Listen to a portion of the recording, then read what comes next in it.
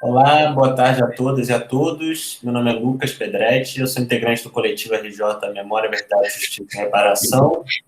E a gente está hoje começando nossa segunda aula do curso de formação em Memória, Verdade, Justiça e Reparação, que o coletivo está organizando com o apoio de várias organizações e entidades parceiras. Na aula da semana passada, a gente debateu o tema do golpe de 74, da ditadura, do sistema repressivo, e hoje a gente segue falando sobre as lutas em torno da anistia no final da década de 70 e também da própria lei de anistia de 79, dos seus limites, das suas características.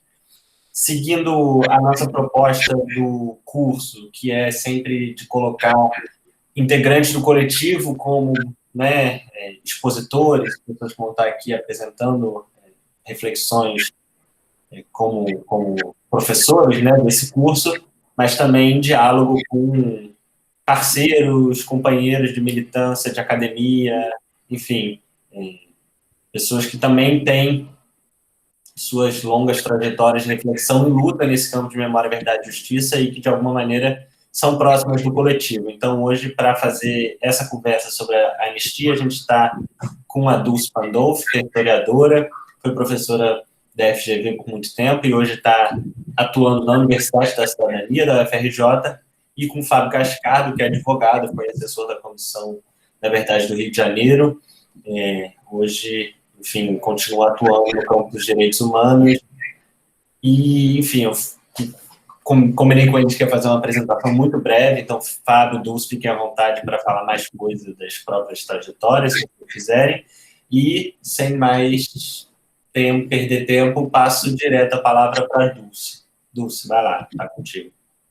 Bem, agradeço muito o convite, o coletivo, cumprimento tanto o Fábio quanto o Lucas, parceiro de algumas outras caminhadas, e é isso, agradeço muitíssimo o convite, acho que o tema é muito relevante, muito atual nesse momento que estamos vivendo, e até para falar de anistia, eu vou começar contando dois pequenos casinhos, Um é sobre a Polícia Civil, essa chacina que foi realizada no Jacarezinho, um bairro aqui do Rio de Janeiro, com população de mais de 36 mil pessoas, que ocorreu agora no último dia 6 de maio de 2021, foi a operação mais letal que a cidade conheceu, e com um saldo de muitos feridos e 28, talvez, até hoje está em debate a quantidade de pessoas que foram mortas, assassinadas, O ponto 2 e o vice-presidente da República, o Hamilton Mourão, inclusive vai para a televisão e diz que justifica a chacina dizendo que eram todos bandidos.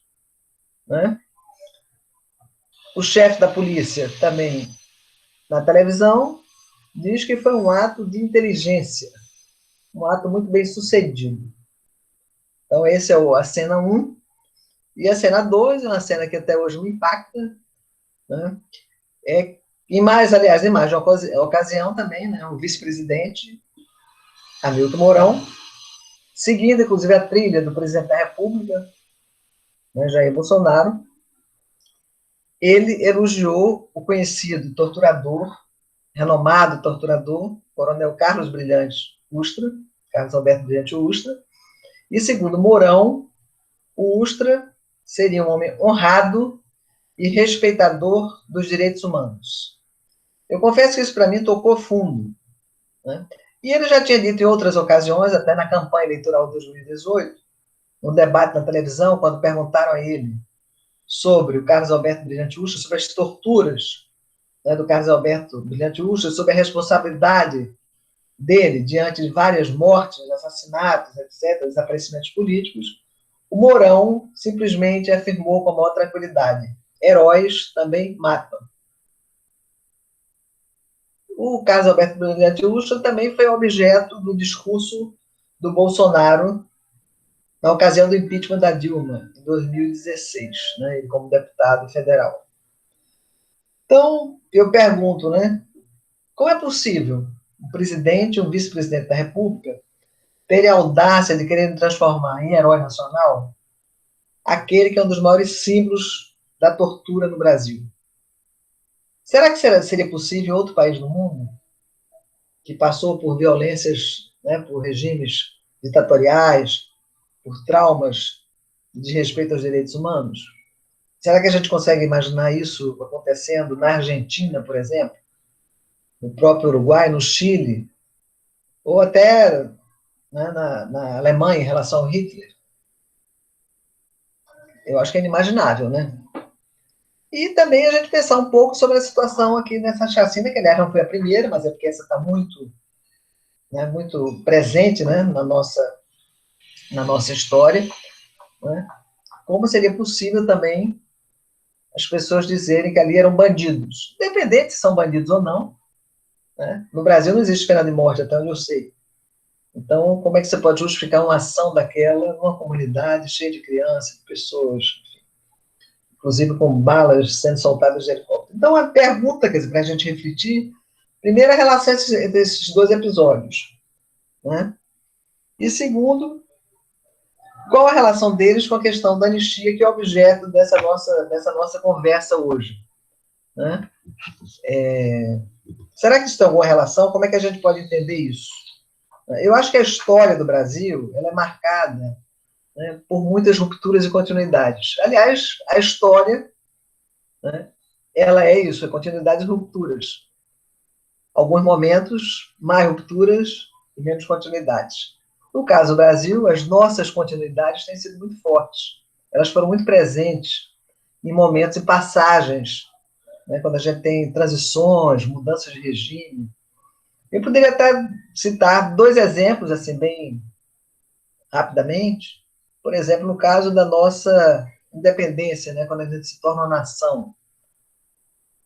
Não deixa de causar estranheza que a gente deixa de ser colônia de Portugal, né, em 1822, mas o primeiro governante do país é o imperador de raízes portuguesas, né?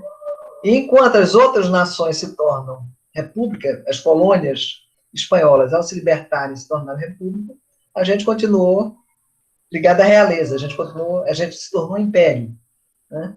Então, é uma transição complicada, né? E outra que eu acho que é mais chocante ainda, do ponto de vista das continuidades rupturas, é a questão da escravidão, né? Digamos, oficialmente, a escravidão é rompida em 1888, né, quando é abolida pela princesa Isabel, que, aliás, também é um ponto já completamente questionado pela historiografia, por ser um processo de luta dos escravos, mas, enfim, tem essa data, né, precisa. Como se deu a passagem do trabalho escravo para o trabalho livre no Brasil? Será que teve continuidades ou rupturas? Eu acho que as continuidades foram maiores. O Estado brasileiro não tomou nenhuma medida para incorporar aquela população escrava, né, no seu, como mão de obra, ou enfim, alguma legislação que protegesse aquela população, né? Então, essa passagem também ela é marcada, ou seja, os ex-escravos continuam praticamente escravos, né? Porque se você não tem trabalho, você não tem para onde ir, é à toa que alguns tiveram que ficar inclusive nas próprias fazendas, né? E a mão de obra escolhida para trabalhar é uma mão de obra branca vinda do exterior, exatamente com a ideia de embranquecer o país. Então, a gente também pode pensar, então, na passagem da ditadura, né, que se instalou no Brasil em 1964 e que acaba em 1985, para essa democracia. Poderia citar outros casos, inclusive a passagem também do Estado Novo, né, a ditadura de Vargas, né, que se instalou em 37, vai até 45. Como é que se deu essa passagem também para o regime democrático? Tem até uma frase do Agamenon Magalhães, que foi objeto meu de estudo, né, da minha tese de mestrado, que ele foi, enfim, é um pernambucano, né, foi interventor de Pernambuco, governador há muito tempo, acompanhou Vargas em diversos momentos, e ele é chamado para Vargas para ser o ministro da Justiça no momento que está tendo o final do Estado Novo, né, em função da Segunda Guerra Mundial, o Estado Novo está caindo, então é preciso preparar toda a legislação para o regime que viria, o regime democrático.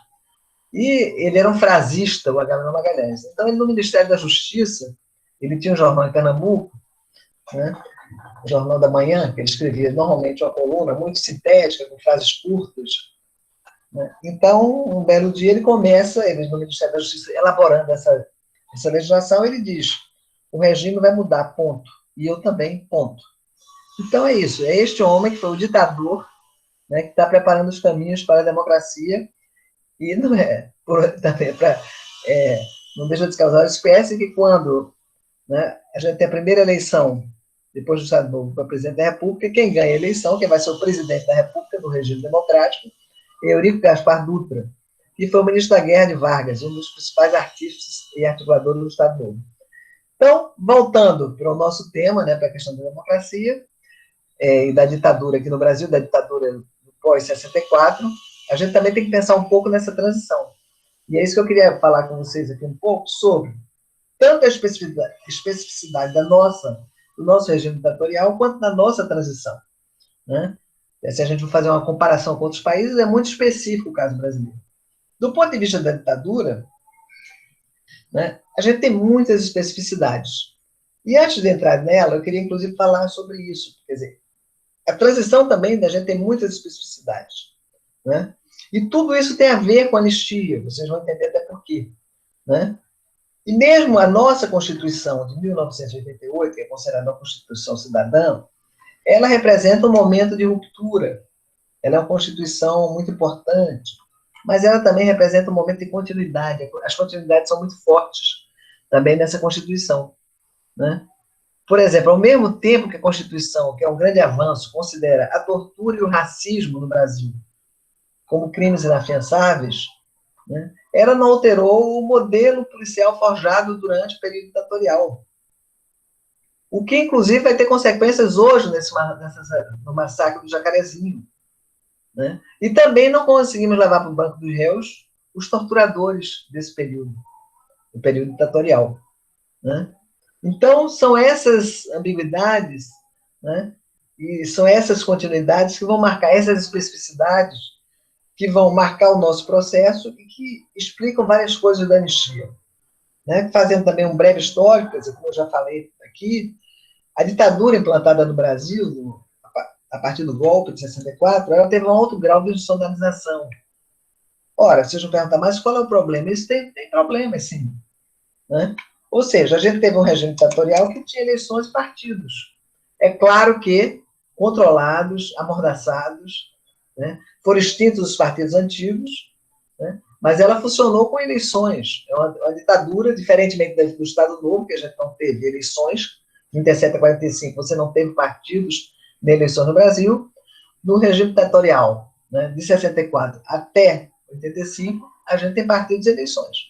Tem uma oposição que, inclusive, né, consegue transformar o partido que foi criado na ditadura, o MDB, num partido de força, de oposição, que analisou várias demandas da sociedade, enfim. Né? Por outro lado, quer dizer, essa institucionalização é muito complicada, né? Porque, por exemplo, a gente não só tinha partidos e eleições, aqui a gente não teve um ditador, a gente teve vários ditadores, que, aliás, eram eleitos indiretamente, mas eram eleitos pelo colégio eleitoral, na eleição também completamente pré-determinada, né? Mas e que também não se mantinha no poder por mais de 4 anos. Né? E do ponto de vista também da questão dos presos, a gente teve uma ambiguidade muito grande, porque ao lado das barbaridades, das prisões, das torturas, dos desaparecimentos, etc. e tal, o regime tinha um lado institucional muito forte. Então, a gente tinha o funcionamento, né, da justiça militar, o funcionamento das auditorias militares, onde, passada essa primeira etapa, que as pessoas ou eram mortas, ou assassinadas, ou, enfim, ou até algumas, né, eram libertadas, mas as outras que ficavam iam cumprir as suas penas nos presídios, iam responder a diversos, né, processos em auditorias militares. Pra vocês terem uma ideia, quer dizer, cada ação que a pessoa tinha uma auditoria responsável por aquilo. Né? Eu mesmo respondi, acho que 6 processos, eu tive 6 processos de auditorias diferentes. Né? Então, as pessoas tinham processos de auditorias diferentes. Né? Que, aliás, diga-se de passagem, até era um dia de glória para a gente, quando a gente ia para a auditoria responder um processo, porque, né, você saía do presídio e ia ali e, enfim, se encontrava com os companheiros, ainda que não pudesse falar, mas... E aí tem uma coisa também muito curiosa, que eu acho que só no Brasil, não conheço outra experiência, que, pelo seu alto grau de institucionalização, quando os presos políticos, nós íamos nas auditorias prestar os nossos esclarecimentos, a burocracia era tal que quando acabava, né, quer dizer, quando acabava o interrogatório, mas ainda como parte do ritual, tinha uma pergunta que era o seguinte: tem mais alguma coisa a declarar de praxe? E houve um certo acordo entre nós, muitos de nós, né, para denunciarmos ali os crimes que havíamos sofrido, as torturas, as barbaridades que assistimos.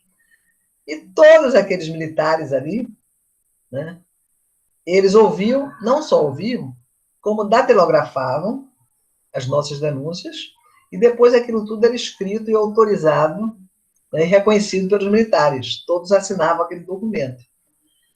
Qual não foi a surpresa que quando começa, quer dizer, foi surpresa em certo sentido, né, mas quando vem o debate da anistia, que os advogados precisam recorrer a essa papelada para entrar com os pedidos formais, para, enfim, ele se depara com material inédito e riquíssimo. Por quê? São provas da tortura reconhecidas pelo Estado brasileiro que negava a tortura. Tudo ali documentado. E isso deu um acervo fantástico. Eu acho que o Brasil é o único país do mundo que tem, né, uma produção fantástica sobre denúncias de tortura com o aval assinado pelos militares, pelo Estado brasileiro. Né? Esse acervo é o Brasil Nunca Mais, né? Que inclusive tem um livro que é o resumo, né, desse grande arquivo que está em Campinas, no arquivo de Gallenreuth, só para a gente ter ideia desse paradoxo, né, que nós vivíamos. Então, essa anistia que foi pautada desde o primeiro momento da ditadura, né, porque várias forças, logo no início, quando as prisões começaram, já levantaram isso, ela só vai ganhando maior densidade na segunda metade dos anos 70. Né? Ela é levantada pelo MDB, sobretudo, né, já em 65, 66, mas é sobretudo no segundo semestre dos anos 70 que ela ganha corpo.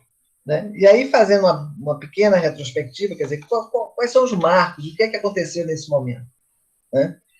Quando o general Ernesto Geisel toma posse, em 1974, ele está levantando um projeto de abertura lenta, gradual e segura do regime. Né? Os militares perceberam que era um pouco a hora de deixar o barco. Né? Só que era uma abertura que eles queriam ter o controle absoluto, né? À toa que tem a palavra segura, lenta, gradual e segura. Né? Eles não contavam com uma oposição tão aguerrida. Né?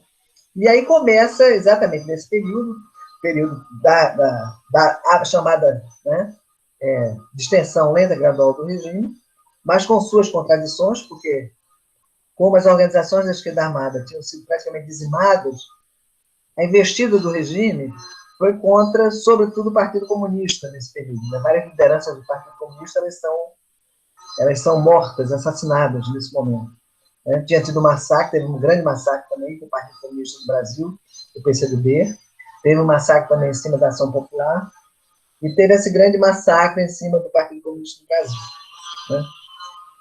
Uma dessas mortes, que causa também na sociedade um grande impacto, é a morte do Vladimir Zog, em 1975, um jornalista, né, trabalhava na TV Cultura, tinha um cargo importante, e é preso, né, no seu local de trabalho. Né, e é levado para as dependências da polícia, né, e ele morre, quer dizer, matam ele, mas o Estado precisava prestar contas para a sociedade. Então tem uma grande farsa que ficou visível. Né? Por quê? Porque o Herzog não foi preso ao meio da rua. O Herzog não foi preso como muitos de nós foram presos sem ninguém saber. Né? Ele foi preso no local de trabalho já em 75, em pleno processo que se dizia de abertura política. Ele foi assassinado brutalmente, quer dizer. E tinha uma cena patética, né? Ele enforcado num lugar que não tinha condições de ter sido enforcado. E começa uma grande grita na sociedade. Né? A partir daí surge o movimento feminino pela anistia, né? Várias mulheres, mães, sobretudo, de presos, né? Organizam esse movimento. E a questão da bandeira da anistia começa a ganhar muita força. Né? Muita força. Esse episódio, de fato, gerou muitas mobilizações. Ele é realmente um momento de inflexão, né, na luta pela anistia. Pouco tempo depois, né, em 78, foi criado no Rio de Janeiro o Comitê Brasileiro pela Anistia, o CBA. Né? Aliás, as reuniões eram semanais, ocorriam aqui na casa do estudante, aqui no Flamengo, aqui no Rio de Janeiro, né? Onde era a Casa do Estudante Universitário. E essa campanha, de fato, ganha muita força. Vários CBAs são criados em vários estados do Brasil. Né? CBAs também são criados por bairro, por categoria profissional. Se torna um movimento muito forte, né? Inclusive campanhas com plásticos, né? O grande lema era anistia ampla, geral e restrita, né? Plásticos, botões, camisetas, né? Vários artistas contribuindo, inclusive tem uma camiseta célebre do Enfio, né? Com desenho do Enfio, né? Que era um grande chargista da época. Enfim, e isso toma conta, incendeia o país, né? Então, quer dizer, né, em 78 foi criado, né, o Comitê Brasileiro da Anistia, uma grande campanha, né? E ao lado do movimento pela anistia, né, também a gente tem um ressurgimento de uma infinidade de movimentos, né? O movimento de bairro, movimento de mulheres, de negros, de classe média, de favela, das mais variadas categorias profissionais, movimentos religiosos, contra a anistia, e movimento sindical, lembrando também que é nesse momento, né, que o ABC paulista, né, está pegando fogo, né, as greves famosas de 78, 79, Lula já surgindo como uma liderança. Enfim, esses movimentos estão atravessando a sociedade de cima até embaixo, né? Também é um período que as ONGs, organizações não governamentais, né, estão ganhando mais força. E, em certo sentido, né, o Estado tem que responder a algumas dessas demandas, né? Em 79, é um ano muito importante, o Figueiredo já assume, né, a presidência da República, na substituição ao Geisel, eleito, entre aspas, né, presidente da República, e também com esse projeto, no caso dele, ele dizia que era abertura do sistema, né? Então, algumas pautas são apresentadas, né? A gente tem, nesse momento, tanto que para alguns historiadores, 78, 79 é um marco, né? Assim, um momento de inflexão da ditadura, porque famigerado AI-5, ele é extinto. Outro decreto importante, que era o 477, que caçava os estudantes, né? Aliás, é uma coisa que eu sempre insisto, porque para a juventude isso é uma grande novidade, né? Isso se fala muito pouco. Era um decreto onde os estudantes ficavam 3 anos da sua trajetória interrompidos, não podiam se matricular em nenhuma universidade do país. Eles eram caçados. Assim como os deputados eram caçados, os estudantes também eram caçados. Era o decreto 477, que caçou muito estudante desse país.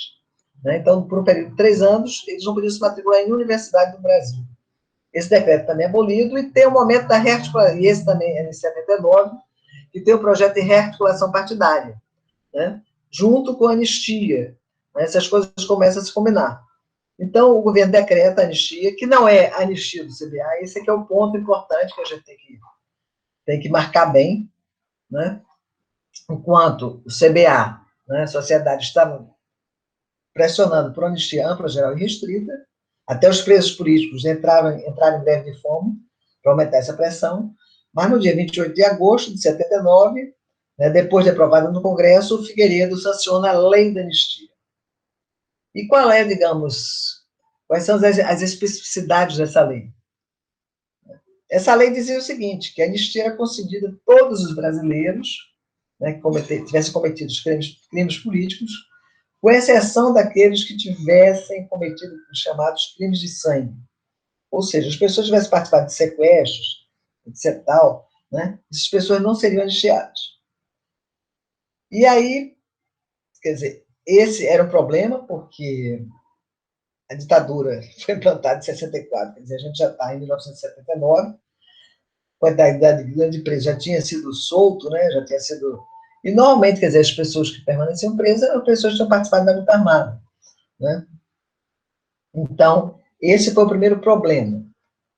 O segundo problema, quer dizer, então, lembrando que a anistia no Brasil vem, diferentemente dos outros países da América Latina, num momento ainda ditatorial. A gente está no regime ditatorial, Figueiredo é o presidente da República, mesmo dentro desse projeto de anistia, de abertura, enfim, né? Já com algumas, né, uma rearticulação partidária surgindo no Brasil, porque também o regime resolveu extinguir a Arena MDB, né? Até porque o MDB estava se firmando bastante, quer dizer, não foi só por isso, mas isso também foi das razões, né? E aí dando vazão, tanto que o MDB quis continuar, mas ele não pôde com esse nome, ele teve que botar um P na frente e se tornar partido do Movimento Democrático Brasileiro, né? Então, essa anistia que foi otorgada, né, pelo regime não era a anistia apregoada pela CBA, né? Essa anistia, inclusive, outro problema dessa anistia foi a leitura que foi feita dessa anistia, dessa lei de anistia. Porque, além desse problema dos crimes de sangue, chamados crimes de sangue, a anistia, né, ela não mencionava, como o regime também não admitia tortura, não é que ela anistiasse os torturadores. Os torturadores não foram anistiados. Mas se dizia, a lei dizia que, além daqueles que participaram, que cometeram crimes políticos, seriam anistiados também os crimes conexos aos crimes políticos. E foi nessa brecha que os torturadores foram anistiados, aspas. Né? Foi essa leitura que se fez para não se mexer, né, com a questão dos torturadores no Brasil.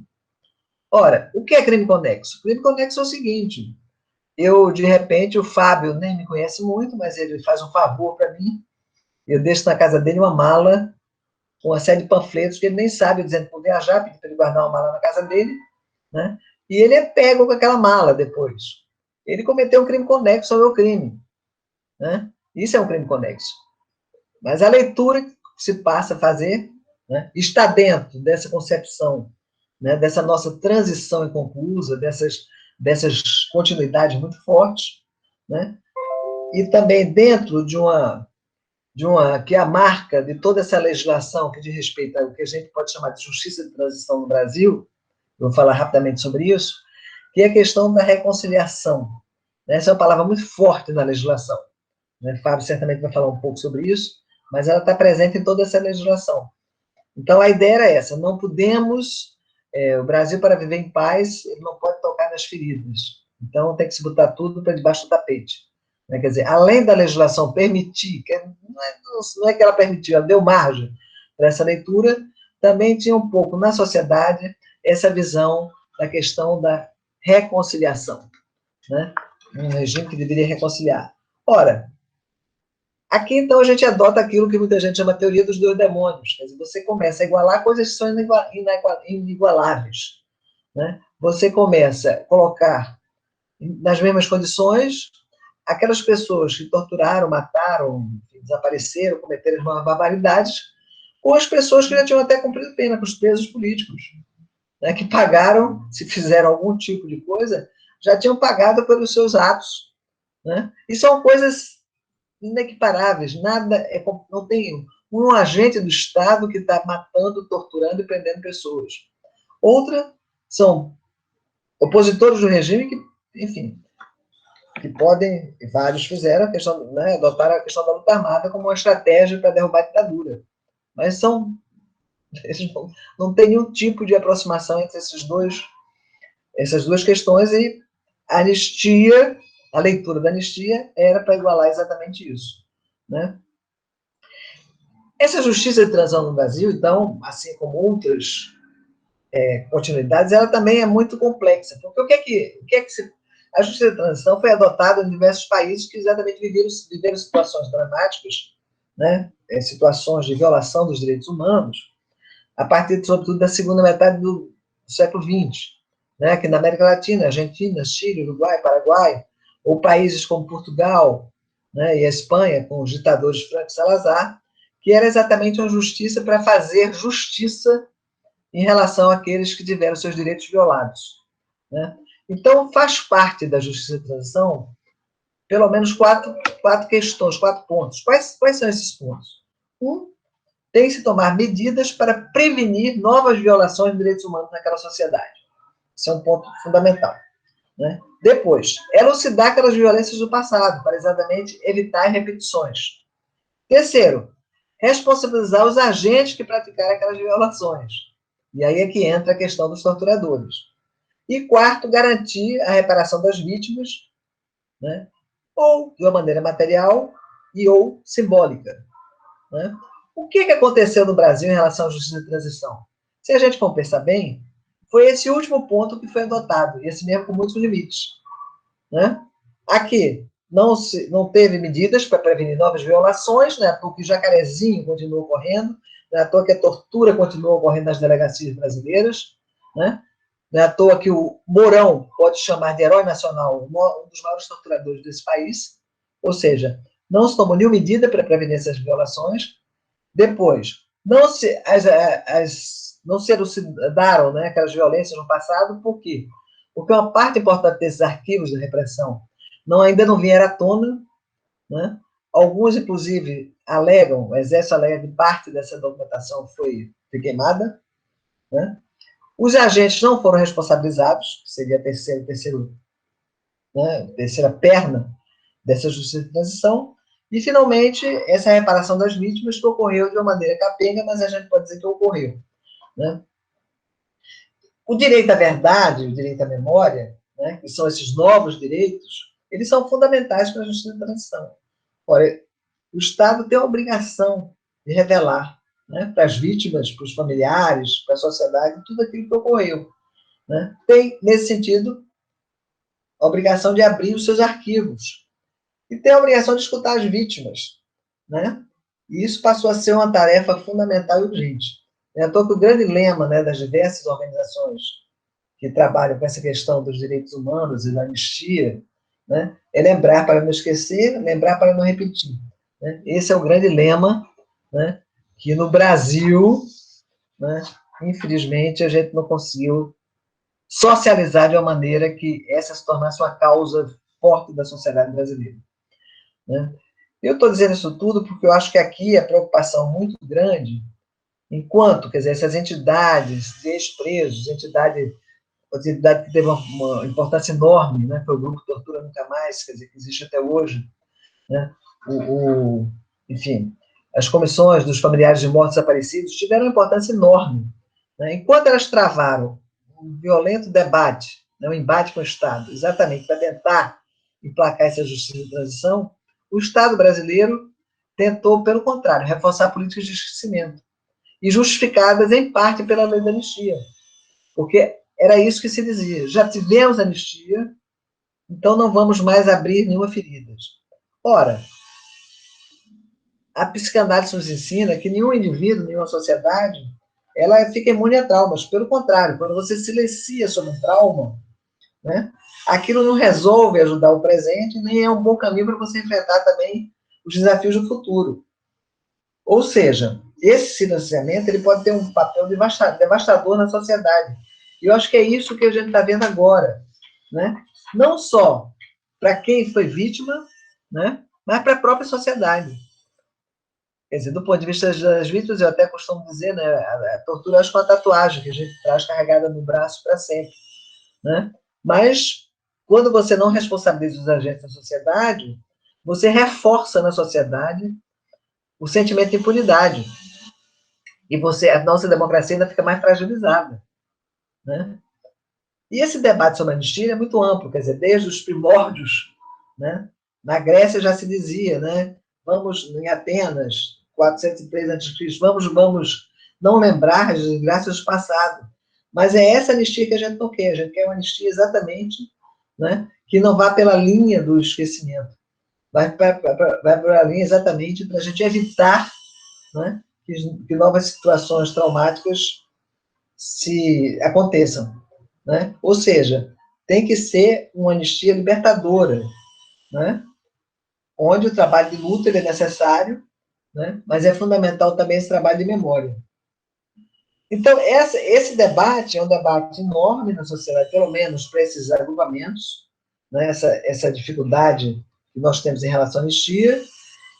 Temos que lamentar também, né, que, por pressão dessa sociedade organizada, esse debate chegou ao Supremo Tribunal Federal, né, e lá, depois de muitos anos de debate, etc., foi feito um processo, né, uma arguição em relação à lei da anistia, mas o Supremo fez uma leitura de que a anistia, enfim, que não se deveria tocar mais nessa ferida, né? Essa questão continua em pauta, né? Ela tinha avançado com a Comissão Nacional da Verdade, que foi instalada no Brasil em 2011, né? Porque a comissão traz, de novo, a questão da anistia, a questão da tortura. Na minha maneira de entender, eu acho que nesse momento que a sociedade brasileira mais toma contato com esse tema, né? É quando esse tema, de fato, sensibiliza uma parte da sociedade, né? Mas, infelizmente, hoje, a gente vive um momento de muito retrocesso dos direitos. Se a gente teve algum avanço, né, nesse período com a Comissão da Anistia, né, porque ela publicizou toda a questão das torturas, do aparato policial, da questão dos torturadores, enfim, né?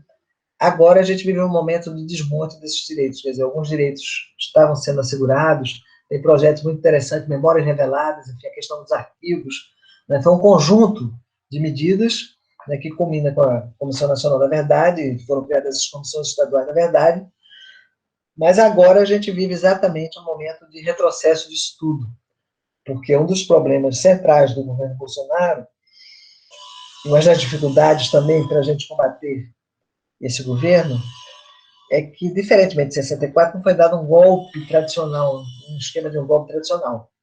A Dilma foi deposta de uma maneira absurda, mas através de um impeachment legal, né? O Bolsonaro eleito pelo voto popular, uma eleição que a gente sabe marcada por mentiras, fake news, a questão da Lava Jato, o partido da Lava Jato, né? Que hoje já está praticamente desmoralizado, mas naquele momento teve um peso muito grande, né? Então, é um governo que vai corroendo as instituições por dentro. Então, por exemplo, porque nesse processo da anistia foram criadas algumas comissões.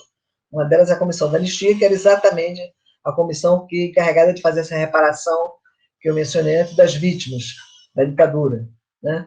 Em vez de extinguir a comissão, não. Eles vão corroendo por dentro as instituições. Então, para essas comissões, por exemplo, eles nomeiam pessoas que são coniventes com a tortura, né? E por aí vai, quer dizer, ele está fazendo isso com diversos órgãos. Nessa área dos direitos humanos, isso tem sido uma constante, né? Como tem sido na cultura, na educação e tudo mais.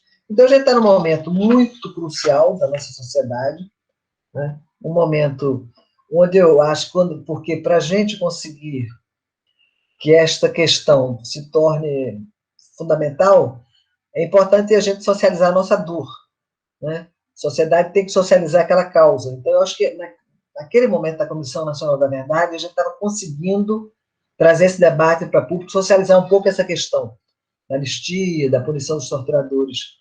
E agora a gente está vivendo esse tremendo retrocesso, né? Então, a situação é muito, muito delicada, né? A anistia não pode ser vista jamais como esquecimento ou como impunidade, porque se ela continuar assim, né, outras chacinas como a do Jacarezinho continuarão certamente, né? E isso é muito lamentável, e contra isso a gente tem que continuar lutando. Eu encerro por aqui, que eu acho que eu já avancei muito no horário, e agradeço aos ouvintes. Obrigado, Dulce. Passo logo a palavra para o Fábio.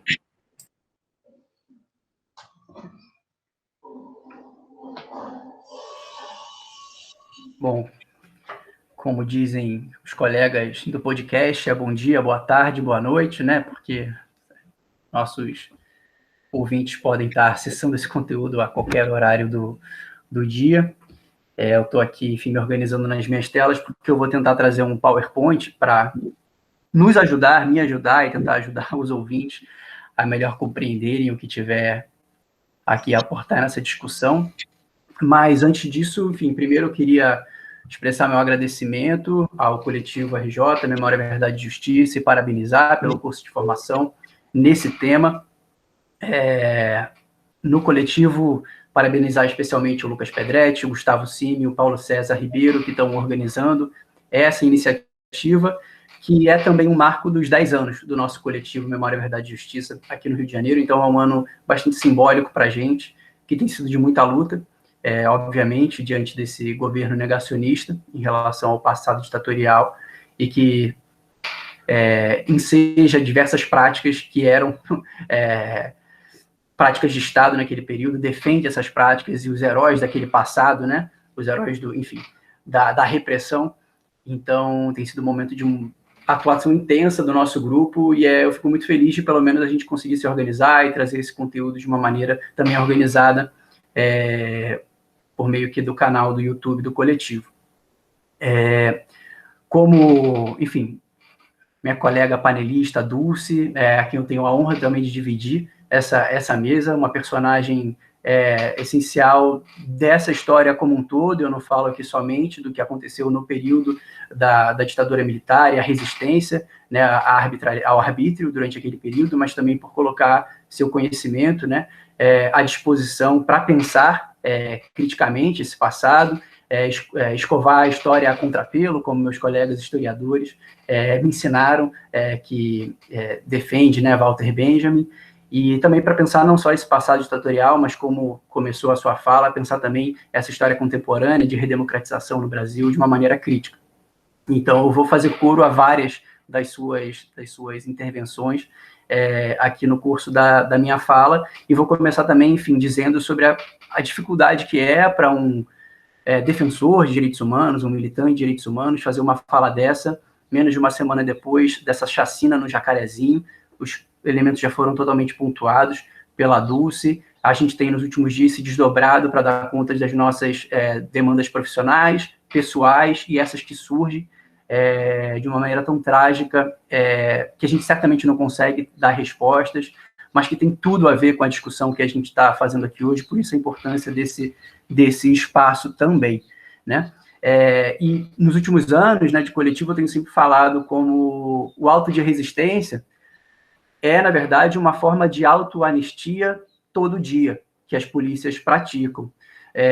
A racionalidade da lei de anistia, que a gente vai discutir agora também, agora a partir do ponto de vista mais legal, é muito semelhante à racionalidade dos autos de resistência, menos porque os autos de resistência começaram, né, a entrar no ordenamento jurídico lá em 1969, na Polícia Civil do Rio, e mais pela racionalidade mesmo de ser algo travestido de legalidade, que o próprio policial diz que a sua grave violação de direitos humanos é um ato respaldado legalmente, no qual ele mesmo diz que é respaldado legalmente, e por causa disso isso impede não só a eventual punição, mas a própria investigação daqueles fatos. É claro que o auto de resistência saiu, né, do nosso, enquanto instituto, das práticas judiciais, mas a gente ainda tem essa mesma prática travestida de várias formas no curso de operações policiais, em que há, enfim, execuções sumárias, né, qualquer letalidade de uma maneira geral.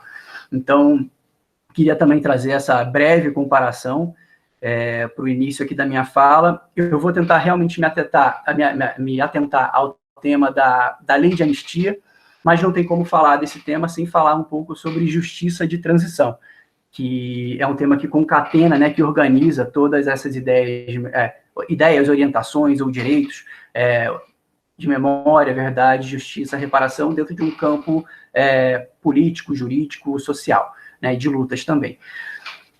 Vou tentar abrir aqui meu PowerPoint para começar essa apresentação.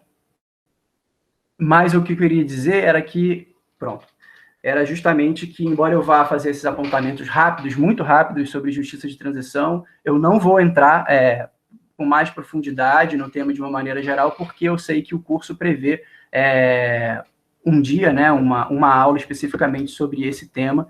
Então, enfim, vamos aguardar esse momento para aprofundar no tema da justiça de transição. Então, eu vou tentar falar da lei de anistia, o panorama jurídico legal no Brasil, e tentar trazer uns novos elementos, novos debates sobre lei de anistia, porque pensando esse espaço como um espaço de formação, é bom a gente também sair com algumas provocações, alguns novos horizontes, perguntas, para além do tema da lei de anistia, que a gente já debateu muito, né, aqui no Brasil, numa perspectiva de direitos humanos. Enfim, já é um debate bastante consolidado, né, embora careça de avanços práticos, conforme enfim, as exigências de direitos humanos, direito internacional, etc.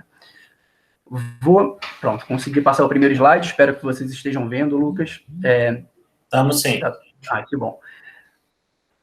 Aqui só para desenhar um roteiro, né, a gente tem que pensar, para falar desse tema, do quadro factual das sistemáticas de violações de direitos humanos no Brasil, durante o período que a gente está olhando, o período da ditadura militar, pensar a lei de anistia e outros obstáculos à investigação e sanção criminal dos crimes da ditadura, porque, como a gente vai ver também, não é a lei de anistia o único obstáculo, então a gente tem mais de um problema diante de nós quando a gente pensa nessa ideia de justiça de maneira geral, né, na área criminal, e a verdade judicial dos crimes do passado. Infelizmente, a lei de anistia também não é o nosso último obstáculo a ser vencido.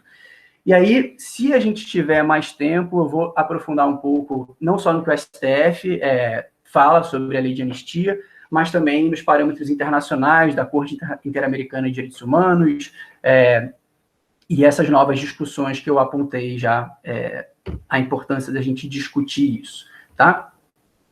Bom, o quadro factual das sistemáticas de violação de direitos humanos eu também não vou entrar em detalhes, porque tenho certeza que as pessoas que buscam essa atividade aqui do coletivo já têm um contato inicial, muito aprofundado, sobre esse tema, mas como Dulce também pincelou, assim, são 20 anos de governo autoritário, né, uma ditadura muito longa, a mais longa da América Latina nesse período da Guerra Fria, em que tivemos um governo de exceção, né, um estado de exceção, um governo de facto, que, enfim, acabou com as liberdades políticas, construiu um aparato repressivo gigantesco de extensão nacional por meio do Sistema Nacional de Informação, o SNI, as delegacias de ordem política e social, os DOPs, que já existiam previamente, foram, né, readaptados para a dinâmica repressiva de 64, e os DOI-CODs, os centros clandestinos, como a Casa da Morte de Petrópolis, é um dos exemplos mais conhecidos. Então, 21 anos de intensa repressão, sistemático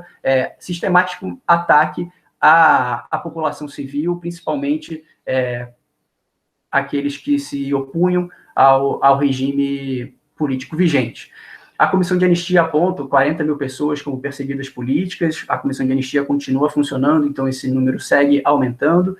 A Comissão Nacional da Verdade aponta os 434 mortos, desaparecidos políticos, então, pessoas que morreram ou desapareceram, foram vítimas de desaparecimento forçado em razão da sua atuação política, mas é importante, desde já, a gente frisar que o próprio relatório nacional da Comissão Nacional da Verdade, o relatório final da comissão, a historiografia mais recente sobre esse tema, tem também apontado a importância da gente trazer para as discussões das graves violações de direitos humanos uma ideia mais ampliada de quem são as vítimas da ditadura militar, por exemplo, os 8 mil Waimiri e Atuari, que foram vítimas de genocídio durante esse período, bem como os Krenak, que foram vítimas do reformatório Krenak, os índios Panará também. Enfim, eu sei que são discussões que vão ter mais atenção mais adiante aqui no curso, então não vou me aprofundar. E tem esses grupos sociais também, como a população LGBTQI+, as remoções nas favelas do Rio de Janeiro, os ataques ao movimento negro, aos camponeses, aos trabalhadores, enfim, tudo isso está no quadro para o qual a lei de anistia se aplica, então é importante a gente delinear esse contexto aqui na fala de hoje. Porém, é claro que a ditadura militar cometeu violações de direitos de toda sorte, né? Crimes de toda sorte e violações de direitos econômicos, sociais e culturais também, por exemplo.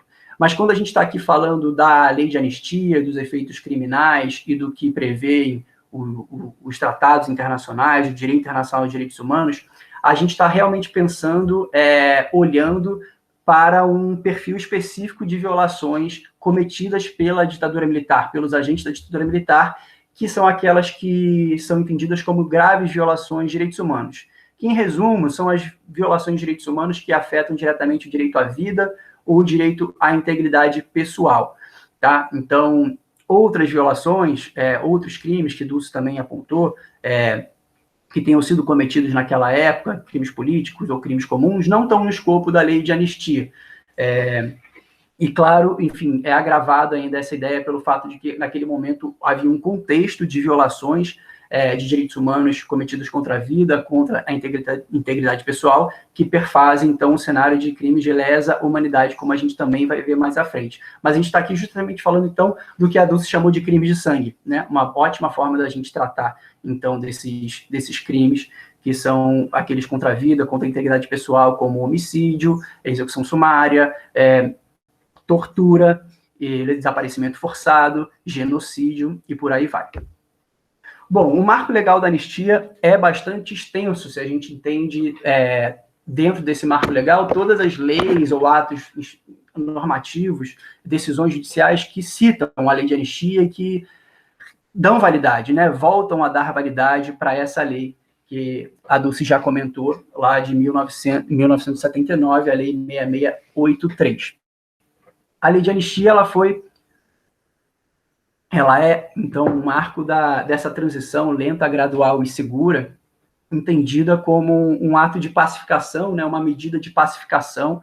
Ela foi vendida dessa forma, né, colocada politicamente dessa forma, como um instrumento condutor para a redemocratização do Brasil, como que se não fosse essa lei nesses termos, por mais que sejam controversos, o Brasil não teria conseguido transitar para um regime democrático como o que a gente vive atualmente, com todas as ressalvas. A lei de anistia, ela é classicamente uma medida de transição daquele período, né? Os outros países que viveram ditaduras militares, a maioria deles, assim, todos eles, né, não com Sul, aprovaram leis semelhantes, que tinham também esse caráter de pacificação, como se chamou inclusive na Argentina, e de impedir a investigação criminal, né? A lei de anistia, ela é, por excelência, uma legislação de caráter penal e que ela faz cessar os efeitos jurídicos de um determinado ato.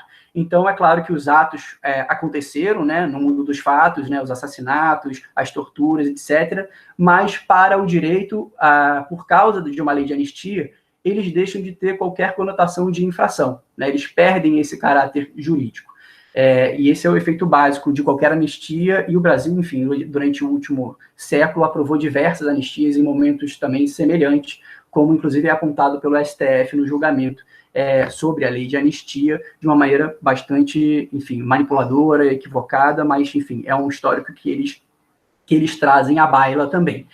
É importante a gente frisar agora isso no âmbito da justiça de transição. É anacrônico falar em justiça de transição em 1979. Esse termo, essa ideia não estava estabelecida, não estava cunhada, e como eu disse, essa lei de anistia, ela afirma a necessidade de transição para a democracia, como vários outros países o fizeram.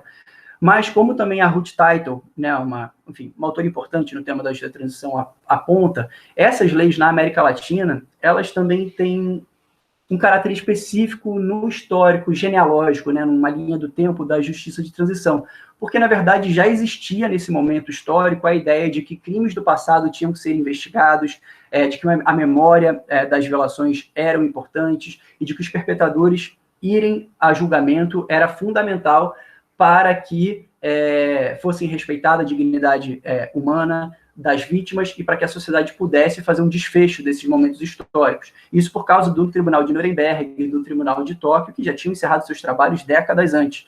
Mas a América Latina, nesse momento, aí, anos 70 e 80, liderou, inclusive, essa organização dos governos autoritários de aprovarem leis de transição, de anistia, que rechaçava esse histórico de perseguição dos crimes do passado. Então, não é que essa ideia não tivesse presente, pelo contrário, como Dulce disse, existe inclusive uma efervescência social para que isso acontecesse, e isso foi apagado, né? Toda essa questão foi deixada de lado, tentando dar uma nova cara para essas transições, se desfazendo novamente daquelas conquistas do direito internacional dos direitos humanos de Nuremberg, e sendo meramente pragmático. Vamos esquecer o passado e transitar para uma democracia, vamos todos caminhar para frente. Então, essa ideia, assim, que geral, que é reafirmada pela lei de anistia e com esses apontamentos críticos do que ela já deixou de lado, né? Ela já em 1979. Mas depois a gente tem uma série de medidas que voltam a trazer a anistia para o ordenamento jurídico, às vezes também na questão criminal e outras vezes trazendo novas dimensões do que seja a anistia no Brasil. A emenda constitucional número 26, de 85, é a emenda constitucional que está aqui no meu slide, é a emenda que faz a convocação da Constituinte, né, em 1985. Ela convoca a Assembleia Nacional Constituinte e nessa emenda constitucional, que é super curta, está lá que, em termos muito semelhantes à Lei 6683, especialmente o artigo 1º, parágrafo 1º, que é que fala dos crimes conexos de qualquer natureza, você tem basicamente a reprodução desse texto na emenda constitucional em 1985, então no período aí mais avançado de transição para a democracia. Mas depois, enfim, ela perde esse status constitucional, ela na verdade, ela nunca passa a ter esse status constitucional enquanto anistia criminal, né?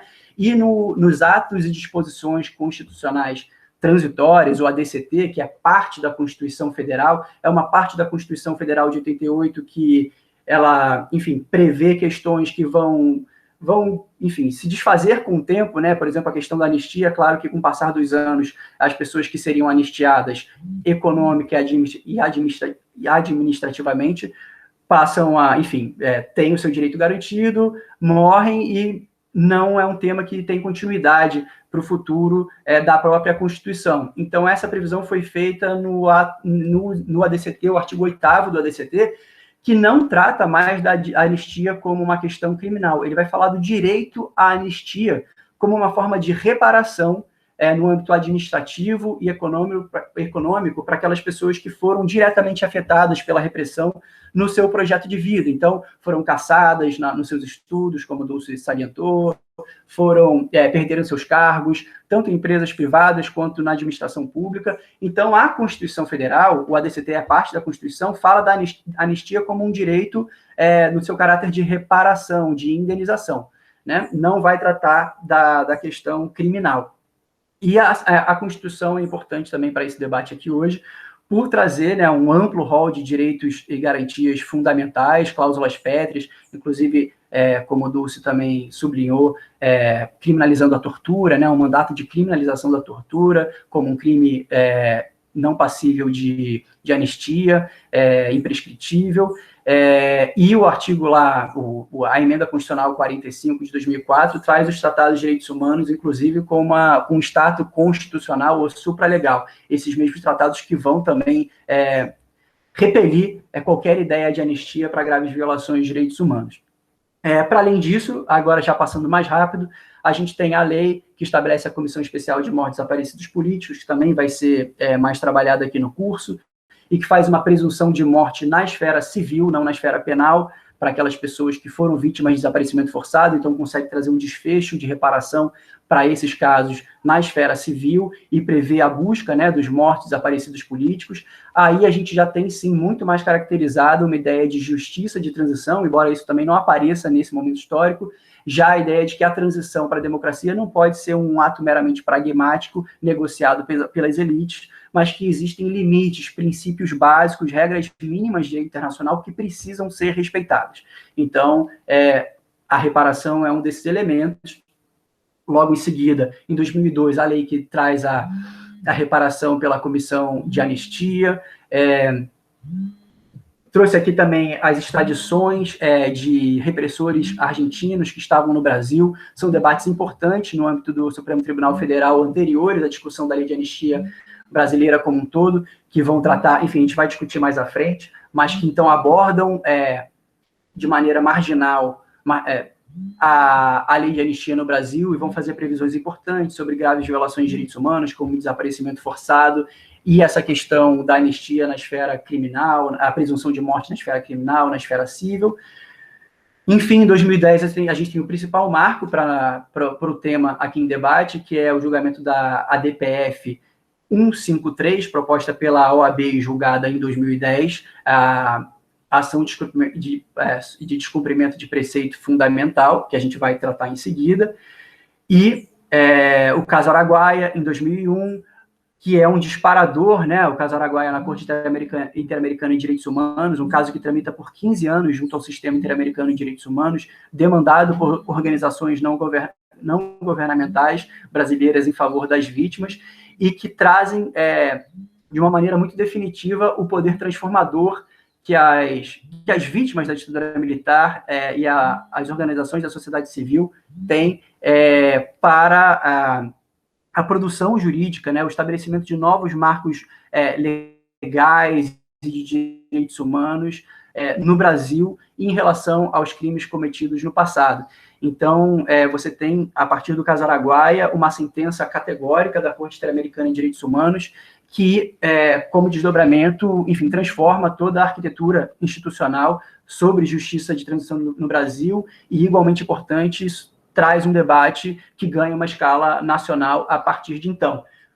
Por exemplo, com a aprovação da lei da Comissão Nacional da Verdade, em 2011, que aí vai trazer, então, a questão do direito à verdade, também o direito à reparação, que aponta 375 perpetradores de graves violações de direitos humanos, mas, a exemplo também da lei que cria a Comissão de Anistia em 2002 e da lei que cria a Comissão Especial de Mortos e Desaparecidos Políticos, essas leis mencionam, mais uma vez, a existência da Comissão da Lei de Anistia de 1979, dando validade para ela, no sentido de que nós vamos desenvolver esse trabalho de reparação, de memória de verdade, mas nós não vamos entrar, não vamos interferir na questão criminal, nós não vamos adentrar nessa área. E o mais avançado que a Comissão Nacional da Verdade conseguiu chegar em relação à responsabilização criminal foi, enfim, investigar no âmbito administrativo talvez as principais dessas violações e apontar cadeias de comando e os perpetradores dessas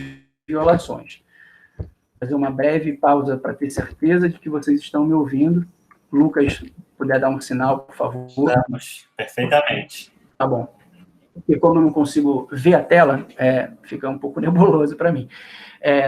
Então, enfim, eu queria ressaltar isso, esse paradoxo da justiça de transição no Brasil, que é uma justiça de transição que avança em determinadas agendas, mas que volta e meia repisa a validade, né, da lei de anistia, como uma forma de dizer, estamos avançando na justiça de transição, mas aquele pacto lá de trás, a gente não vai mexer nisso, não queremos mexer nisso tão profundamente a ponto de abrir investigações criminais. No entanto, em 2011, a gente tem um marco crucial de todo esse processo e que diz respeito diretamente à lei de anistia, que também é desdobramento da decisão da Corte Interamericana, no caso Araguaia, que é a criação do Grupo de Justiça de Transição, um grupo de trabalho no âmbito do Ministério Público Federal. Ele é criado em 2012 e ele faz referência à lei de anistia para dizer que, como o Brasil foi condenado pela Corte Interamericana de Direitos Humanos e conforme o direito internacional dos direitos humanos, o Ministério Público Federal brasileiro tem o dever de investigar e de denunciar criminalmente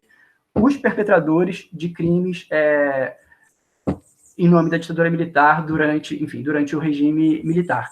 Então, o Ministério Público Federal passa a ser um ator-chave em todo esse arcabouço institucional da justiça de transição no Brasil, e o que mais incisivamente, diretamente enfrenta a questão da lei de anistia. Inclusive, a gente tem parecer favorável do Ministério Público Federal na ação sobre a lei de anistia no STF. Então, o Ministério Público Federal traz aí um ponto de inflexão extremamente importante, tem sido atuante até hoje, como a gente vai ver até aqui, e é o que tem possibilitado a gente continuar falando de uma maneira atualizada no tema da lei de anistia, porque eles seguem provocando judicialmente e pedindo para que seja, enfim, mudada a interpretação da lei de anistia, para que o Brasil, enfim, se adeque aos parâmetros internacionais de direitos humanos e consiga fazer, enfim, essa transição de uma maneira respeitosa às vítimas, ao luto das vítimas, à dignidade da pessoa humana e aos direitos da sociedade brasileira, de maneira em geral. Em 2018, nós temos uma nova condenação, o caso Herzog, na Corte Interamericana de Direitos Humanos, que vai renovar, né, os termos do caso Araguaia perante o Estado brasileiro, mostrar que o Estado brasileiro está em débito com a justiça internacional e vai afirmar de uma maneira mais incisiva ainda que o quadro de violações de direitos humanos daquele período perfaz um quadro de crimes de lesa humanidade, portanto, imprescritíveis. Esse em resumo, o marco legal que a gente precisa olhar quando a gente fala da lei de anistia no Brasil, sem prejuízo também de legislações e principalmente em termos de comissões de reparação no âmbito estadual também, tá? Que também tratam dos obstáculos da lei de anistia. Eu falei mais cedo que a lei de anistia não é o único obstáculo à investigação criminal e ao julgamento e responsabilização dos perpetradores de graves violações de direitos humanos. Mas vamos, enfim, tentar detalhar um pouquinho mais, primeiro, essa questão da aplicabilidade da lei de anistia, que a Dulce já tocou no ponto-chave, que é a conexão, né? Os crimes conexos aos crimes políticos.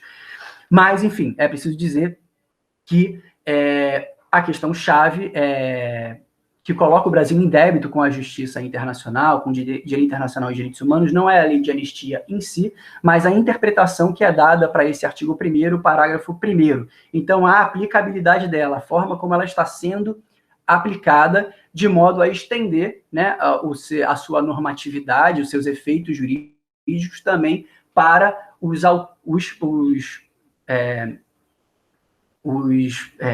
é que se diz? Os agentes que agiram em nome da repressão durante o período de exceção, né? Então, os agentes da ditadura militar. O que diz o artigo 1º da lei de anistia? Né? Ele concede anistia àqueles que, no período determinado de tempo, cometeram crimes políticos ou conexos com eles, faz previsão dos crimes eleitorais, aquelas pessoas que tiveram seus direitos políticos suspensos, e ressalta, enfim, no âmbito da administração pública, o direito que os militares que foram perseguidos politicamente têm direito, né, à anistia, por terem sido punidos com fundamento nos atos institucionais e complementares, portanto, aqueles atos característicos do regime de exceção que o Brasil viveu, né, a AI-5 e etc., Lei de Segurança Nacional. Portanto, sem dúvida, aqui, quando a gente fala dos crimes políticos, a gente está se referindo às pessoas que cometeram crimes que atentavam contra a segurança nacional, contra a ordem política e social. Em resumo, eram legislações que estavam em vigor, são crimes que estavam tipificados de maneira bastante clara no ordenamento jurídico brasileiro daquela época, que eram mobilizados pelo aparato judicial de então, e que tinha, enfim, a gente teve um debate há 2 semanas atrás sobre a Lei de Segurança Nacional, né, que foi votada uma nova lei em substituição no âmbito do Congresso Nacional, então a gente está bastante atualizado nessa discussão. São crimes que o sujeito passivo, né, a vítima desses crimes é o próprio Estado, o regime político de então. Então, ele anistia, a lei de anistia as pessoas que cometeram essa categoria de crimes especificamente. E aí vem o parágrafo 1º, que volta a tratar dos crimes conexos, né, dizendo que se consideram os crimes conexos as pessoas que, para efeito desse artigo, cometeram os crimes de qualquer natureza relacionados com crimes políticos. Né? Então, volta a fazer referência aos crimes políticos para dizer que crimes de qualquer natureza relacionados a crimes políticos estão anistiados. E excetua, como o Dulce já também ponderou, as pessoas que praticaram os crimes de sangue, que é terrorismo, assalto, sequestro e atentado pessoal, que era um crime também previsto na Lei de Segurança Nacional. Aqui, um debate específico que vale a pena também a gente ressaltar é que, portanto, a anistia brasileira não é uma anistia ampla, porque ele excetuou as pessoas que haviam sido condenadas pela prática dos crimes de terrorismo, assalto, sequestro, atentado pessoal, que eram boa parte das pessoas perseguidas, né, pela ditadura militar, e que aquelas que foram condenadas não são alvo da anistia, mas aquelas que estavam com seus processos em curso foram alvo da anistia. Então, tem uma iniquidade aí nesse tratamento dos até então entendidos como subversivos, e um outro problema crucial, que é o fato de que a lei de anistia, que ainda é vigente, portanto, essa interpretação ainda vale, reconhece como legítimas as decisões proferidas pelo sistema jurídico, né, pelo Poder Judiciário da ditadura militar, que era um judiciário que funcionava no modelo de exceção. Né? Essas pessoas foram condenadas, perseguidas,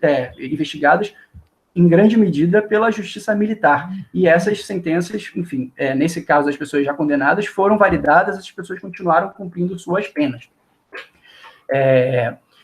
E agora, enfim, para pensar a questão do crime político essa especificidade, né, esse debate sobre a conexão, vamos pensar quais foram os argumentos que foram mobilizados pelos ministros do STF para justificar essa conexão dos crimes comuns a crimes políticos. Eu vou trazer um exemplo rápido de uma transição que eu estudei recentemente como pesquisador no mestrado, que foi a transição colombiana, que regula muito claramente quais são os crimes políticos, e a gente consegue entender como não tem como interpretar torturas, desaparecimentos forçados, homicídios protagonizados por agentes do Estado como crimes conexos a crimes políticos. Né? Essa conexão que prevaleceu até hoje em relação que é a conexão apontada ali, supostamente, na lei de anistia, 668 e 379, ela é uma conexão que é apontada pelos próprios ministros, de maneira deliberada, mesmo antes da DPF, como uma conexão sui generis, ou seja, única no ordenamento jurídico brasileiro. Porque a gente, apesar da lei de anistia ser um instrumento de legislação penal por excelência, e no âmbito das transições é entendido dessa maneira, ela não traz uma ideia de conexão, um conceito de conexão respaldado pela doutrina penal. Isso porque, na doutrina criminal, você entende, como a Dulce estava exemplificando na sua fala, que para que exista a conexão, você tem os crimes políticos, que eu já disse aqui, que são aqueles crimes que têm o sujeito passivo sendo o próprio Estado, e o crime conexo é aquele crime que comunga, né, tem uma comunhão de propósito em relação a um determinado crime político que tenha sido praticado naquele mesmo momento, naquele mesmo ato, muitas das vezes. Então, ele comunga de propósitos e de objetivos dos crimes políticos, embora eles sejam entendidos como crimes comuns pela legislação penal ordinária. Então, a Dulce exemplificou, e eu vou trazer aqui os exemplos da legislação colombiana, tá? Para a gente só entender que tipos de crimes a gente está falando. Os crimes políticos, aqueles contra a ordem política e social e contra a segurança nacional. E os crimes comuns, que podem ser entendidos como conexão aos crimes políticos, diz lá a legislação colombiana, que é um ótimo exemplo para a gente entender aqui.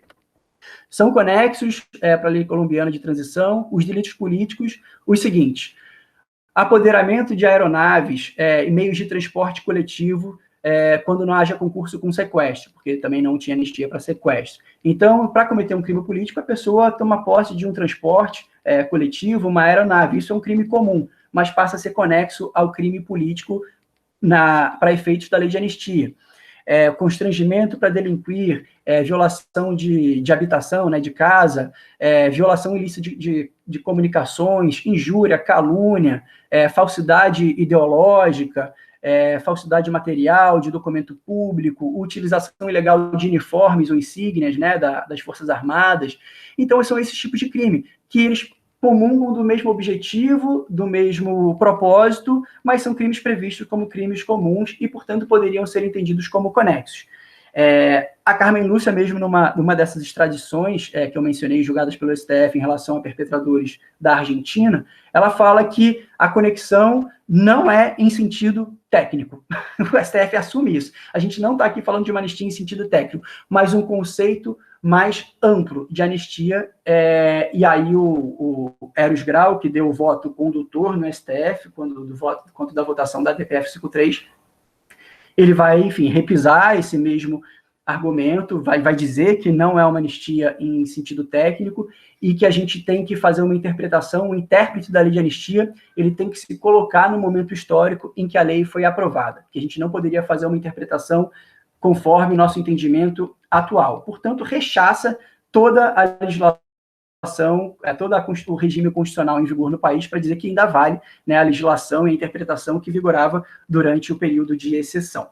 É uma ideia que reforça a ideia da anistia como pacto político, instrumento de transição para a democracia. Então, é uma interpretação histórica, não é uma interpretação conforme a doutrina criminal, nem mesmo uma interpretação literal do que diz a lei, mas uma interpretação histórica, né? Entender a anistia como um pacto político fundamental para que houvesse a transição de uma maneira pacífica, equilibrada, segura, como, enfim, a gente discutiu até aqui. O STF volta a todos esses argumentos numa decisão bastante limitada do ponto de vista jurídico, realmente prevalece esse argumento político para a decisão que foi tomada ali naquele momento. Mas, como eu disse, a anistia não é o único obstáculo, né, às investigações e à abertura de casos na esfera criminal. A gente tem também, por exemplo, a prescrição, né, na esfera penal como uma cláusula pétrea super importante e que impede que determinados crimes, que crimes sejam investigados depois de passado determinado tempo. Enfim, de uma maneira resumida, a gente pode entender que é o dobro da pena máxima prevista para aquele crime, você conta a pena máxima em dobro. Depois daquele período, passado aqueles anos, o Estado não tem mais o direito de perseguir, né, aquele crime. Então, fica extinta a punibilidade daquele crime, como também, enfim, extingue a punibilidade a anistia. A prescrição, ela é uma cláusula pétrea no Brasil, mas, como a gente já falou aqui antes, os crimes de lesa humanidade, os crimes cometidos em contextos de graves violações de direitos humanos, eles são tidos como imprescritíveis, pela simples racionalidade de que você não poderia provocar o sistema de justiça durante um governo de exceção, durante um regime de exceção, com o judiciário funcionando de modo excepcional. Então, se você contar a prescricionalidade a partir do momento do cometimento daquele ato, daquela infração, você, enfim, não teria oportunidade de provocar o sistema de justiça.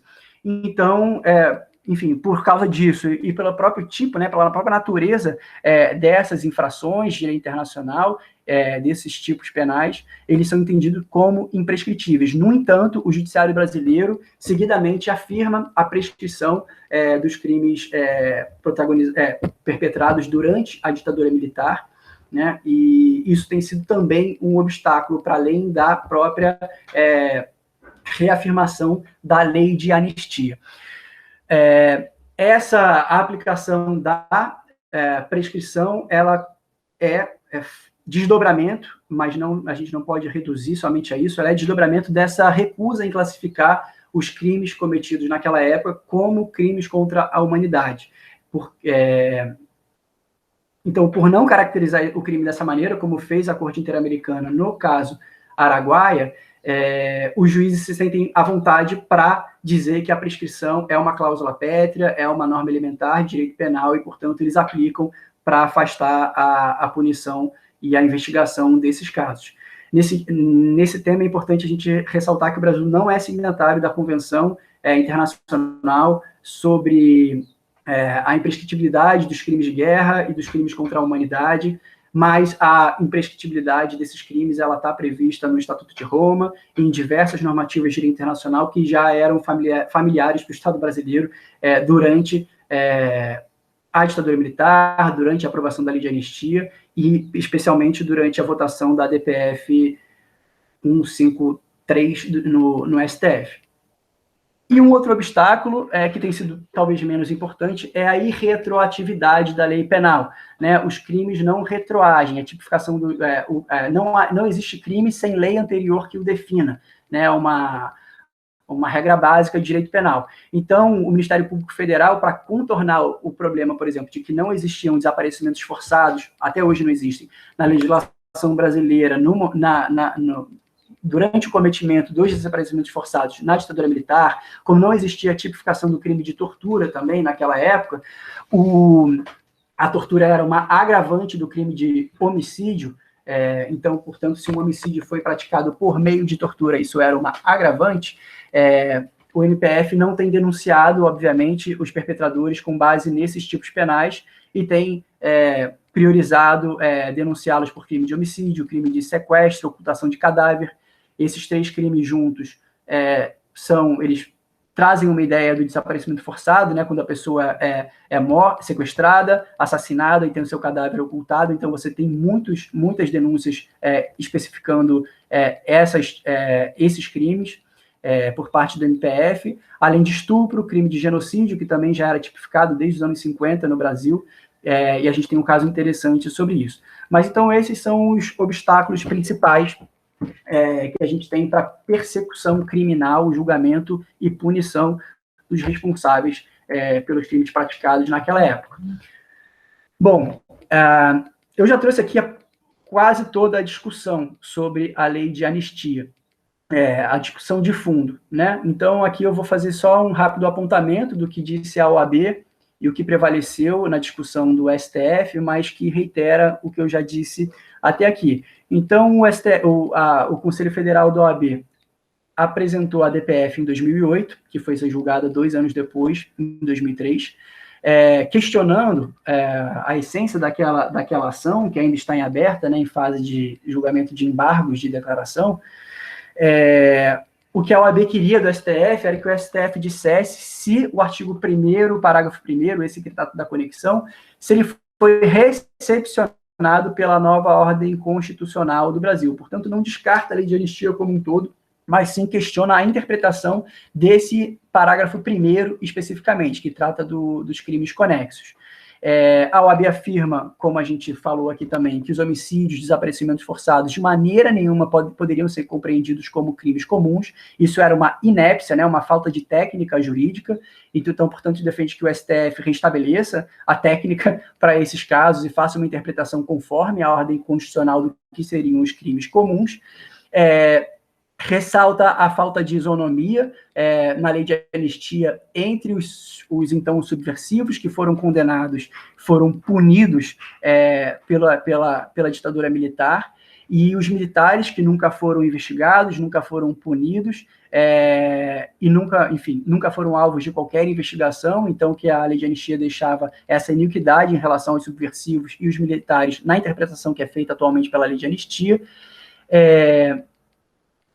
Claro, com base na Constituição, no direito à informação, direito fundamental à informação, de que o Estado tem o dever de não ocultar a verdade, reafirma o princípio democrático, republicano, de que, conforme, inclusive, o pacote de abril de 1977, que interviu no Congresso Nacional, né, que estabeleceu 1/3 do Senado Federal composto por senadores biônicos, portanto, apontados pela própria ditadura militar, diz que esse Senado não tinha na independência, a legitimidade para aprovar uma legislação que seja recepcionada pela Constituição Federal, e que a lei foi assinada por um governo de facto, né, que compactuou com todos esses crimes, e, portanto, isso não poderia ser recebido conforme o princípio democrático e republicano.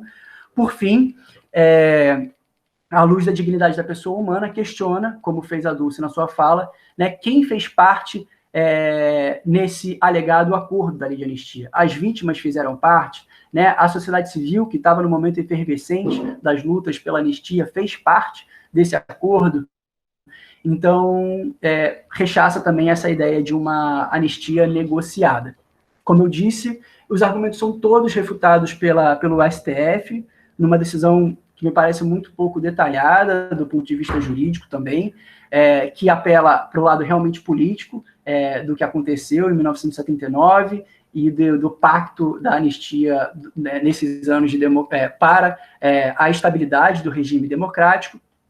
Então, enfim, como eu disse, prevalece essa interpretação histórica, que não é literal, pautada na doutrina criminal ou na Constituição Federal de 88, diz que cabe ao Legislativo, o STF diz que cabe ao Legislativo rever a lei de anistia, e que sim, a lei de anistia está no âmbito constitucional por conta da emenda constitucional de 1985, que ela aquela que convocava a Assembleia Nacional Constituinte, portanto, assim, uma coisa um pouco escatológica, né, porque, enfim, essa emenda não faz parte da Constituição em vigor, ela é uma emenda constitucional anterior à Constituição de 88, mas diz que essa emenda constitucional de 85 trouxe para a esfera constitucional a lei de anistia no Brasil, que era algo que a OAB sequer mencionava, essa emenda na sua inicial. Enfim, mostra, claro, uma resistência histórica do Supremo Tribunal Federal Brasileiro para aplicar o direito internacional dos direitos humanos, e, enfim, como eu disse também, ainda segue pendente essa discussão no STF por um embargo de declaração, ou seja, a OAB pede uma nova uma interpretação da sentença que foi julgada improcedente pelo STF, em razão de fatos novos, né? O STF julgou a DPF antes da decisão da Corte Interamericana de Direitos Humanos no caso Araguaia, então tem esse fato novo, uma interpretação da lei de anistia conforme a Convenção Americana e os tratados internacionais.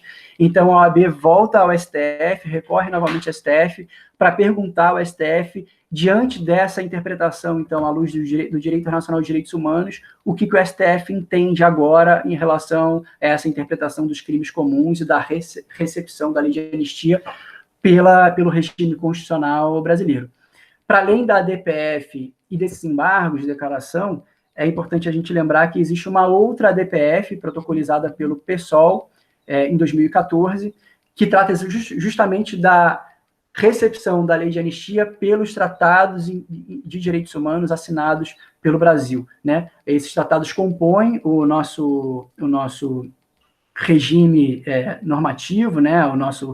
A normatividade constitucional do país e, portanto, o PSOL, nessa DPF, volta a questionar o STF se a lei de anistia está de acordo com as convenções internacionais sobre direitos humanos. As duas ações estão sob relatoria do ministro Toffoli e estão, enfim, completamente paralisadas.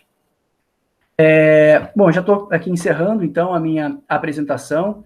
É importante trazer essa afirmação aqui do Marco Aurélio, do ministro Marco Aurélio, que depois do julgamento do caso Araguaia pela Corte, por mais que não tenha tido uma decisão formal no âmbito da DPF, ele fala informalmente para a imprensa que a decisão da Corte Interamericana pode surtir efeito no campo moral, mas não implica a revogação da lei de anistia e cassação da decisão do Supremo.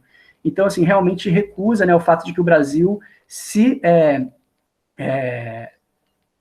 submete voluntariamente à jurisdição da Corte Interamericana em Direitos Humanos e que essa decisão é de imediato, de ofício, válida no país e que ela pode ser aplicada por juízes, inclusive de primeira instância, de imediato para recusar a decisão do Supremo Tribunal nessa matéria, de maneira que, enfim, os casos possam ser abertos nas primeiras instâncias, né, do judiciário, e imediatamente o Brasil possa estar em consonância com as suas obrigações internacionais em matéria de direitos humanos. Mas o ministro do STF diz que uma decisão da Corte Interamericana só surte efeito no campo moral, não no campo jurídico.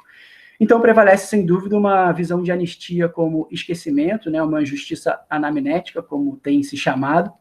Mas é importante a gente sublinhar que a decisão do STF também fala, paradoxalmente, que os arquivos da repressão devem ser abertos, que os trabalhos de investigação sobre esses mesmos fatos devem acontecer na esfera administrativa, tem uma discussão dos ministros em relação a isso, enfim, o voto condutor do Eros Grau termina dessa maneira totalmente inconcebível, que diz que a gente não deve esquecer para não reproduzir os fatos do passado, no entanto, a julgo a ação improcedente. Essas são as duas últimas linhas assim, da ação. Não dá para entender. Da ação não, do voto, né, dele, que foi seguido pelos demais ministros por 7-2, se não me engano. Então, a gente tem hoje o MPF, o GT, Justiça de Transição do MPF, insistentemente provocando o judiciário.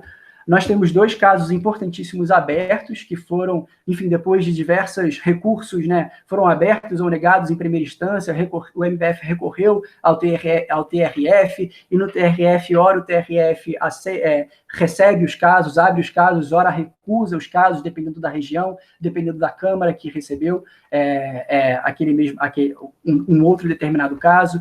No âmbito do STJ, a gente também tem votos interessantes do ministro Rogério Schietti, mas no âmbito do STJ e do STF, a anistia prevalece, a prescrição prevalece, a gente já tem um obstáculo muito sério a partir dessas instâncias. No entanto, nas primeiras instâncias da Justiça Federal, nos tribunais regionais das regiões, a gente tem sim um debate importante sobre se a lei de anistia é ou não válida. Existe uma insegurança jurídica no Brasil nesse sentido. E, assim, pensando nessa insegurança jurídica, eu defendo que, sim, assim, o STF tem o dever de voltar a esse tema, porque está claro que, mesmo na esfera judicial, a gente não tem um entendimento claro ainda da validade da lei de anistia, por conta do que a OAB traz nos seus embargos. Assim, a decisão da Corte Interamericana é um fato novo, extremamente importante. Muitos juízes entendem que eles devem aplicar a decisão da Corte Interamericana de imediato e têm aberto essas investigações. Só que, em algum momento, elas acabam sendo revistas no curso nos graus de recurso, né, judiciais. Mas a gente tem o caso da Inês Etienne, aberto em Petrópolis, contra o seu algoz, né, o Camarão, na Casa da Morte de Petrópolis, e um caso interessantíssimo, que é contra um capitão da PM em Minas Gerais, que foi aberto o caso contra ele à luz do crime de genocídio, né, por conta do processo de aculturação e torturas dos índios Krenak em Minas Gerais. Então, esse caso está aberto atualmente.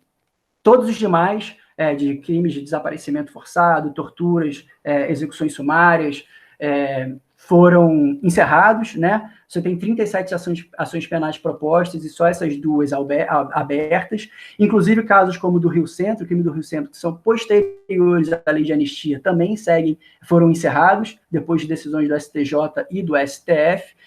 Enfim, esses casos envolvem mais de 60 agentes da ditadura militar, e o MPF defende insistentemente que os crimes da ditadura perfazem um contexto de ataque sistemático contra a população civil brasileira, portanto, são entendidos como crimes de lesa à humanidade. Eu já trouxe aqui os principais argumentos da Corte Interamericana de Direitos Humanos, não vou entrar nesses pontos, embora sejam importantes eles estarem aqui, porque eu quero disponibilizar esse PowerPoint para quem tiver interesse de ter acesso a esse material, né?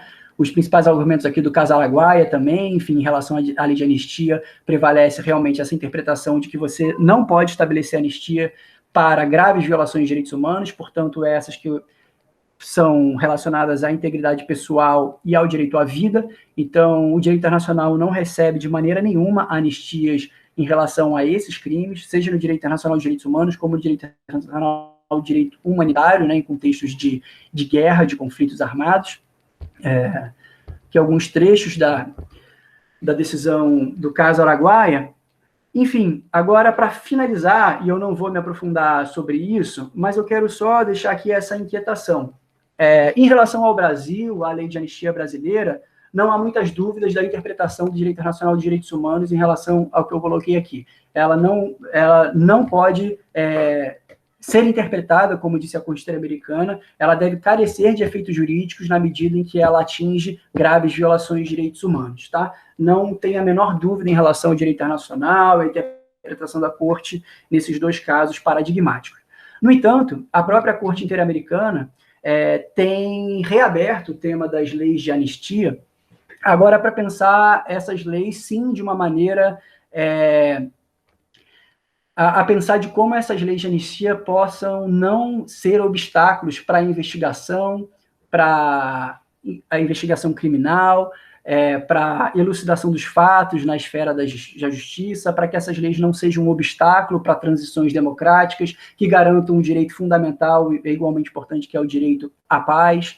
Então, a Corte Interamericana tem começado a abrir, tem aberto uma discussão que se deu agora, no caso, em 2012, no caso Massacres de El Mozote e Lugares Próximos versus El Salvador, em que, especialmente no voto apartado dos juízes, eles começaram a trazer essas questões que, para as Nações Unidas, são questões mais debatidas, mais importantes, e que são importantes para pensar novos ciclos de justiça de transição, como, por exemplo, o ciclo de transição que está em curso na Colômbia, mas essa decisão mesmo diz respeito do caso de El Salvador, e nos remete à anistia que foi feita na África do Sul, né, pela Comissão da Verdade e Reparação Histórica da África do Sul, em 1994, que pensam anistias condicionadas, ou seja, o Estado oferecer anistia quando os perpetradores colaboram com aporte de verdade, abrindo mão de seus cargos,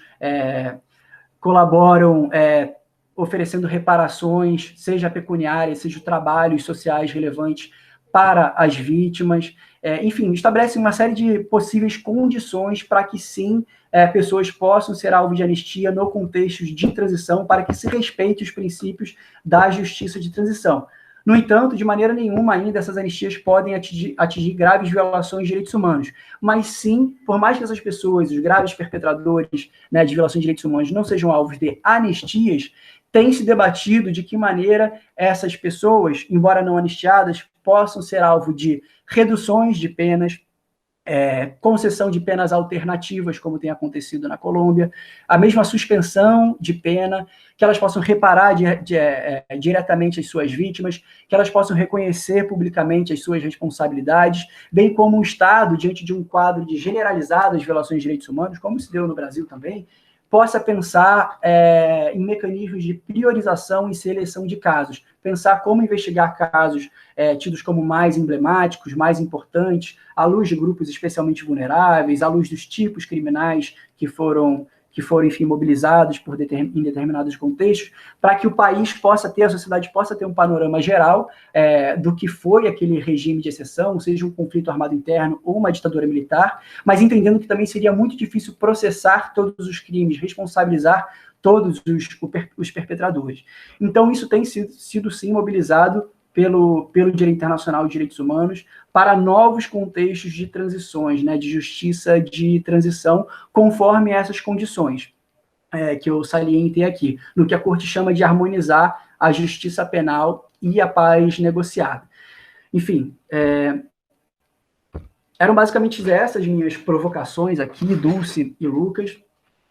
Eu queria frisar justamente que a anistia, o tema, a justiça de transição e o tema de anistia está longe de ter terminado no Brasil. Nós temos pendências judiciais em relação a isso, nós temos debates efervescentes ainda no direito internacional e o acompanhamento do direito internacional sobre a justiça de transição no Brasil e a validade da lei de anistia no Brasil. Essa é a única lei de anistia aprovada no contexto das transições no Cone Sul que segue em vigor. Todas as outras foram removidas do ordenamento jurídico ou interpretadas conforme o direito internacional de direitos humanos, mas a gente, enfim, não pode esmorecer também nessa nossa luta. A justiça de transição é um campo que dispara, assim, tensionamentos, e o nosso papel nesse lado da história é justamente continuar provocando, não dar essa batalha como perdida. Nós temos uma campanha em curso agora por atores da sociedade civil, que é Reinterpreta Já, STF, da qual o coletivo RJ faz parte, né, para que o STF volte a julgar o tema da lei de anistia na DPF 153, os embargos de declaração, e a gente precisa, sim, manter essa chama acesa de que o Brasil vai rever a sua lei de anistia conforme o direito internacional, para que possa, à luz disso, pensar toda a forma como a transição se deu, pensar tudo o que tem acontecido no país e que reproduz, né, muitos dos gatilhos da ditadura militar, como a Dulce ressaltou na sua fala, como eu falei sobre os autos de resistência, a letalidade policial, para que a lei de anistia também, esse debate da lei de anistia nos ajude a pensar o processo de democratização como um todo, não apenas as violações cometidas no passado. A gente sabe que a sociedade é um vetor fundamental de pressão, e a gente tem feito o nosso papel pelo coletivo, pela OAB. Esse contexto regional que a Colômbia traz, que El Salvador tem trazido, que o Chile também tem trazido, são muito importantes para que o Brasil também beba dessa energia para repensar a revisão da sua lei de anistia. E, claro, esse campo judicial internacional que tem sido insistentemente provocado, a Corte Interamericana e os órgãos das Nações Unidas, e que tem dado decisões importantes para que o Brasil reveja essa sua lei. É um campo, enfim, em evolução permanente, a gente precisa ter isso em mente e não dar a derrota como consumada. É basicamente isso. Eu agradeço muito esse espaço de dialogar com Dulce e com as pessoas que estão aqui nos assistindo. Eu, mais uma vez, coloco à disposição esse meu material. Eu sei que eu não pude detalhar tudo que eu coloquei aqui, mas eu fiz pensando especificamente nesse curso de formação do coletivo. Então, fica aqui o meu e-mail para quem queira solicitar, eu envio prontamente, tá bom? Obrigado. É isso. Muito obrigado, Fábio. Acho que a gente conseguiu aqui nesse espaço fazer um panorama extremamente amplo e detalhado ao mesmo tempo, né, sobre um processo que vai desde as violações de direitos humanos da ditadura, como o Dulce começou falando, passa pelas lutas sociais em torno da lei enfim, aprofunda todas as tensões em torno dessa lei que se seguiram ao ano de 79 e continuaram existindo durante a democracia, né, e seguem existindo até hoje, até o ponto desses novos debates que você traz para a gente, enfim, que acho que complementam, enriquecem nosso olhar sobre o tema. Então, queria agradecer demais, Dulce e Fábio, em nome do coletivo, em nome das organizações e entidades que estão ajudando a botar esse curso na rua, né? Quer dizer, infelizmente, só nas redes, no momento. E é isso, reforçar o que o Fábio falou, que no momento a gente tem uma campanha em curso pela reinterpretação, né, para que o STF volte a discutir esse tema, reinterpreta já a STF. Então, em breve, o coletivo e outras organizações da sociedade civil, movimentos, familiares, ex-presos vão estar fazendo outras atividades, outros encontros para disparar e aprofundar essa campanha. E convido a todas e todos que estão assistindo essa aula de hoje, né, para além de agradecer a vocês, convido a todos e todos que continuem acompanhando o curso do coletivo. Para quem não assistiu ainda, essa é a segunda aula, então tem uma aula anterior, e toda segunda-feira, na verdade, nas próximas 3 segundas-feiras, a gente segue com as sessões seguintes do curso, que vão tratar um pouco e detalhar um pouco alguns temas que, inclusive, o Fábio já trouxe, né, dessas 3 grandes comissões que fazem parte da história da justiça de transição no Brasil. A Comissão sobre Mortos e Desaparecidos, que é nosso terceiro encontro,